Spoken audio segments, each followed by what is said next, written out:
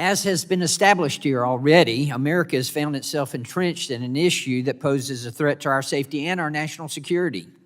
China has become our pharmacist.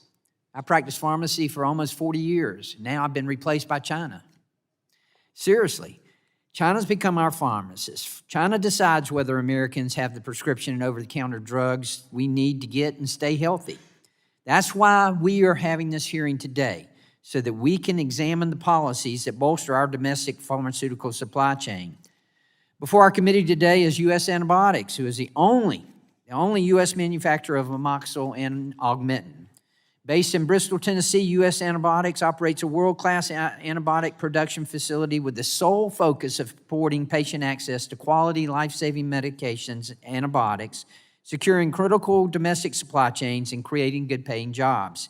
Despite U.S. Antibiotics' critical importance to our supply chain and national security, previous administrations didn't prioritize these American-made products. In fact, previous administrations prioritized foreign-sourced amoxicillin over American-made amoxicillin.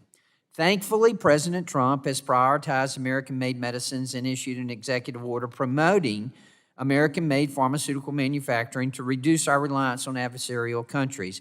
Mr. Cashman, in your testimony, you mentioned that we should treat generic drugs the same way as we treat military weapon systems or critical minerals. Can you explain the rationale for that? Thank you, Chairman Carter. Yes, absolutely. We should, approximately 45% of the global amoxicillin API production. You bring that microphone closer to you, Sylvia. Excuse me. Approximately 45% of the global amoxicillin API production capacity is concentrated in China. Even though China isn't the leading global exporter of our finished form amoxicillin, they supply upwards of 70% of the amoxicillin API that Indian drug makers use. In addition, one should note that 80% of the key starting materials used for the production of API, amoxicillin API, is also produced in China. So China has a stranglehold on amoxicillin production globally. Let me ask you something. There was a study done in 2025 that found that Indian-made generics were 54% more likely to cause severe adverse effects than made-in-America drugs. Can you describe any documented quality differences between domestic and foreign manufactured antibiotics?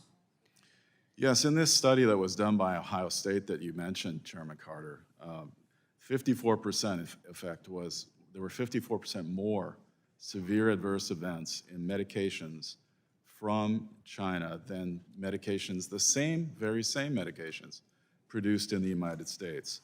In addition, there's been cases of contamination with carcinogens. In 2019, there was a case of carcinogens being in blood pressure medications.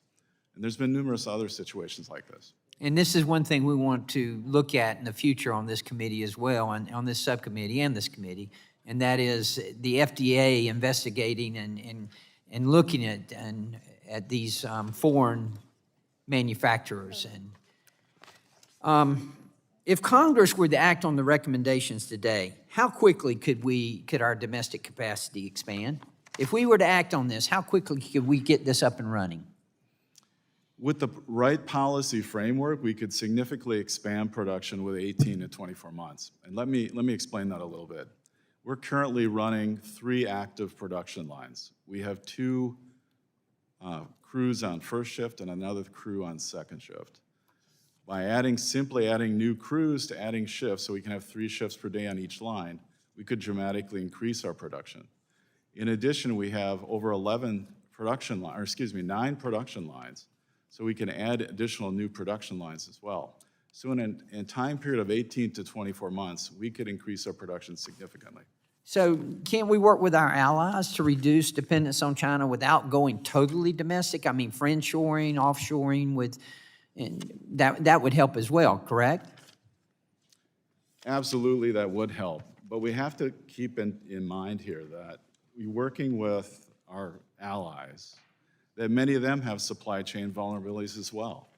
And they don't have the capacities to supply all of the U.S. market as well as the European market, for example. Right. So those are situations we have to look at each specific case.